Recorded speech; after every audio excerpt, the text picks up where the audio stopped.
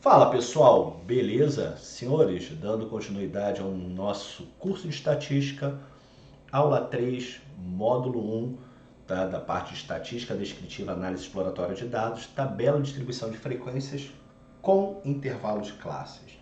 Aula anterior nós estudamos sem intervalos e agora nós vamos entender o que é um intervalo de classe.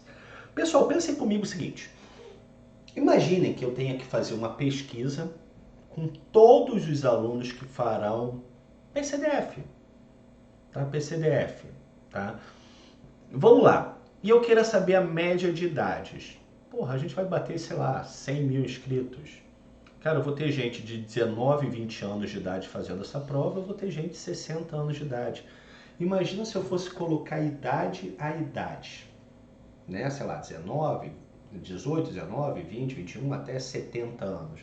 Eu ia ter uma tabela gigantesca. Idade é uma variável quantitativa discreta, só que essa tabela ia ficar muito grande para eu poder estudar. Então o que eu faço? Eu posso falar aquelas pessoas que têm 18 a 23, 18 a 28, 28 a 38, eu boto no intervalo. Agora imagina salário, aí que ia ferrar tudo. Tá? Eu não preciso de muita gente não, vamos supor que eu pegue 50 pessoas só para fazer um estudo, pegue uma amostra, 100 pessoas. Cara, eu vou ter gente que ganha R$ 1.000, eu vou ter gente que não ganha nada, e eu vou ter gente que ganha, sei lá, 20.278,36. Porque salário é contínuo, é uma variável quantitativa contínua. Aí ferrou. Porque imagina eu ter que botar salário a salário, se torna inexequível. Porra, inexequível é bonito pra caralho, né? Enfim, se torna inexequível fazer uma tabela dessa que ela fica muito gigantesca, ela fica absurda, entendeu? Então eu boto faixas salariais, quem ganha de 1.000 a 2.000, 2.000 a 3.000, e assim vai, a faixa que você determinar e que for razoável para sua tabela ficar melhor. Ah, tem uma fórmula para determinar quantas classes tem, usa logaritmo, mas não nos interessa, que nem logaritmo cai na nossa prova. E ali é uma sugestão, não é algo certo, beleza?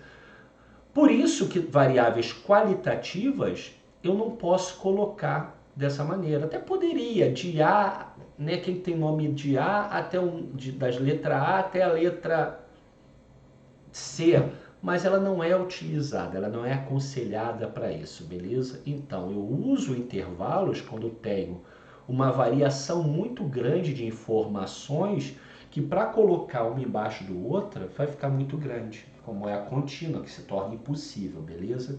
Bom, então, vamos lá. Tabela de distribuição de frequência com intervalo de classe. Relacionamos intervalo com suas respectivas frequências. Show, não mudou nada. Só pode ser utilizado por variáveis quantitativas aleatórias, tá? Aleatórias contínuas, né? Aleatórias contínuas. É o sono, pessoal. Contínuas, tá? Sempre que for contínua, eu vou usar com frequência, com intervalos de classe, correto? Com frequência não, com intervalos de classe discretas, quando a amplitude for muito grande. Foi a questão do que eu falei da idade dos candidatos da PCDF, beleza? Como não podemos indicar com exatidão quais são os elementos, mas apenas intervalos que pertencem, neste tipo de tabela não há precisão em relação ao cálculo das medidas de tendência central e de dispersão, mas apenas uma estimativa. Porra, Adriano, não entendi. Vamos lá. Quando eu falo que tem, sei lá, 20 pessoas com idade de 20 a 30 anos, eu não sei quais são essas idades exatamente. Eu sei que tem 20 pessoas que têm idade entre 20 e 30 anos, mas eu não posso dar exatidão de quais são essas idades.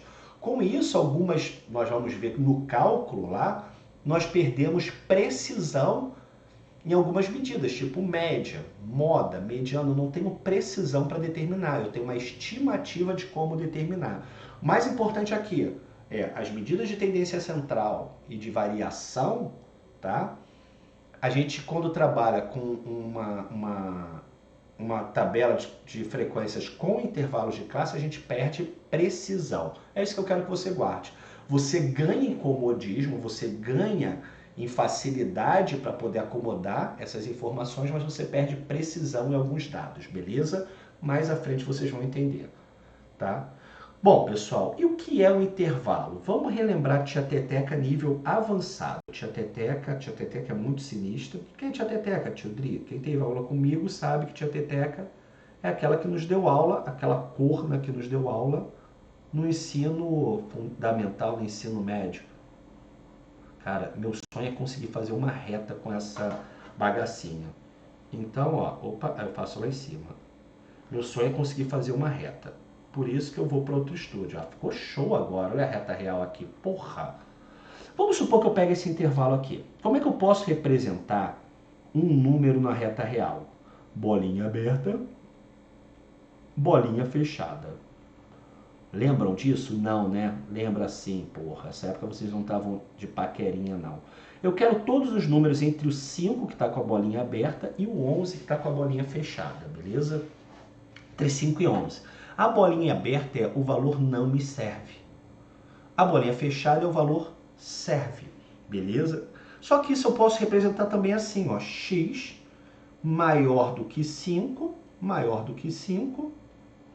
menor ou igual a 11. Ou seja, maior o 5 não me serve, menor ou igual a ele me serve. Posso representar assim, concordam? Isso é intervalo, são todos os valores entre 5 e 11, sendo que o 5 não me serve. Ora, qual é o número que vem depois de 5? 6. Não, 6 é um número inteiro, discreto. Se for contínuo, eu não sei. Pode ser 5,0000. Como eu não tenho como representar o próximo número depois de 5, eu falo que eu quero todos a partir de 5, tirando 5, beleza? Mas eu posso representar isso por colchete. O colchete, né, voltado para fora significa aberto, ó. Aberto em 5, aberto em 11, fechado em 11, tá? Ó, se fosse, ó, aberto em 2, aberto em 7, seria dessa forma a representação, ó, 2 e 7, beleza? Os dois abertos. Se fosse fechado em 3, fechado em 6, seria dessa forma, fechado em 3, fechado em 6, beleza? Por colchetes a gente representa dessa maneira. O colchete aberto eu posso substituir por um parênteses, não poderia ser aberto em 5, fechado em 11. Chatão esse povo, né? Um monte de representação. E nós temos mais uma representação que é chamada representação estatística, mais utilizada estatística. Qualquer uma dessas pode aparecer, por isso que eu estou mostrando. Mas a mais utilizada é o seguinte, ó, eu quero elementos de 5 a 11. E boto um tracinho vertical, só para me ferrar, que eu tenho que fazer reta. Tá, Adriano, de 5 a 11, mas como eu vou saber se é aberto ou fechado? Simples, um tracinho vertical indica que é fechado. Então, aberto em 5, fechado em 11. O 5 não me serve, o 11 me serve. Então, quero todos os valores de 5 a 11, sendo que o 5 não serve e o 11 serve. Entenderam, senhores? Entenderam? Show de bola? É assim que eu represento intervalo. Então, eu já vou botar como exemplo aqui uma tabela de distribuição de frequências para a gente completar. Essa aula é rápida, porque a gente já trabalhou com distribuição de frequência, mas sem intervalos de classe. Aqui nós vamos ter intervalo. Tá? Vamos lá? Então, eis uma tabela de distribuição de frequências. Vamos pegar o vermelhinho aqui. Tá? Bom, essa daqui é o que nós chamamos de primeira classe, essa é a segunda classe, terceira classe, quarta classe e quinta classe. Por isso que é tabela de distribuição de frequências com intervalos de classe. Então, pesquisa sobre as alturas de 50 alunos do 9º ano de um determinado colégio. Nós temos de 1,50 a 1,60, 8 alunos. Absoluta simples, lembre-se, é o número de repetições, a quantidade de repetições daquele valor ou intervalo, correto? De 1,60 a 1,70, 16. De 1,70 a 1,80, 15. 1,80 a 1,90, 7. Assim vai, correto? Num total de 50 alunos. Aqui tem um cara novo, que a gente já vai conversar sobre esse cara novo, tá legal? Acumulado é fácil. Só uma informação. Tá fechado à esquerda, que a gente fala, ou seja, quem tem 1,60 m não entra na primeira classe, mas entra na segunda, ó. Que tá fechado aqui, 1,60 m. Na primeira classe está aberta. A mesma coisa, quem tem 1,70 m não entra na segunda classe, mas entra na terceira. E assim vai, tá legal? Como é que eu faço o acumulado? Eu repito a primeira e vou somando. 18 mais 6, tá? Vai nos dar 32. 32 é o cacete, 24. 24 com mais 15, 39. 39 com mais 7, 46. 46 com mais 4, 50. Ó, bateu, bateu. Uma dica. A relativa é o que eu quero sobre o total vezes 100%. Não foi isso que nós vimos? Só que o total, numa determinada tabela, não muda. Por exemplo, aqui o total é 50. Então, seria o que eu quero sobre 50 vezes 100%. Não seria isso? Porque o total vai ser sempre 50. Sempre esse cara aqui. Ó, 100 dividido por 50 eu posso simplificar, vai dar 2%. Então, vai ser o que eu quero vezes 2%. Olha como facilita a minha vida na hora de calcular. Então, 8. Vou mudar a corzinha aqui e botar preto para ficar o equivalente. 8 é qual percentual, tá? Qual o percentual em relação a 50? É o que eu quero, não é 8? 8 vezes 2, 16%. 16 vai ser qual percentual? Que eu quero vezes 2, 32%. 15 vezes 2, 30%. 7, 14%. 4, 8%. Se nós somarmos essa bagaça, vai dar 100%. Como eu acho acumulada? Repito a primeira e vou somando. Ó. Vai ver que vai dar 100%. 16 mais 32, 48%. Com mais 30, 78%. Com mais 14, 92%. Com mais 8, 100%. Bateu. Beleza? Quem é esse ser vivo aqui? Esse famigerado X tracinho I? É o ponto médio. Ponto médio. Como assim ponto médio, tio Dri? É quem vai estar exatamente no meio de cada intervalo, de cada classe. De 1,50 a 1,60, quem vai estar no meio é quem? 1,55. É a média entre esses extremos, a média simples. Ó, de 1,60 a 1,70, quem está no meio vai ser quem? 1,65. De 1,70 a 1,80, 1,75. 1,80 a 1,90, 1,85. 1,90 a 2 metros, 1,95 é o ponto médio. Ele é a nossa referência de cálculo. Quando a gente começar a trabalhar com mais cálculos, ele é a nossa referência. Bom, qual é a amplitude dessa tabela? A amplitude da distribuição da tabela é o maior valor, que é 2 metros, menos o menor valor, que é 1,50.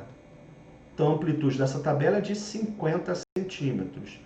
Qual a amplitude de cada classe? É a mesma. Ou seja, basta eu pegar o maior valor da classe, 1,60, mas, Adriano, não tem ninguém com 1,60 m. Não interessa, mas é esse valor que a gente considera. Menos o menor valor que aparece lá, que é 1,50. Então, a amplitude de cada classe é de 10 centímetros. Eu sei que na primeira classe não tem ninguém com 1,60 m, porque é aberto. Mas para cálculo a gente utiliza esse número. Beleza, pessoal? E assim montamos uma tabela de distribuição com intervalos de classe. E toda hora eu aperto aqui para mudar a tela errada. Entenderam, pessoal? Entenderam? Com o intervalo é só isso. O que tem a mais no intervalo é a leitura, a imprecisão, porque eu tenho X pessoas no intervalo, eu não consigo dizer exatamente onde elas estão naquele intervalo, beleza? E também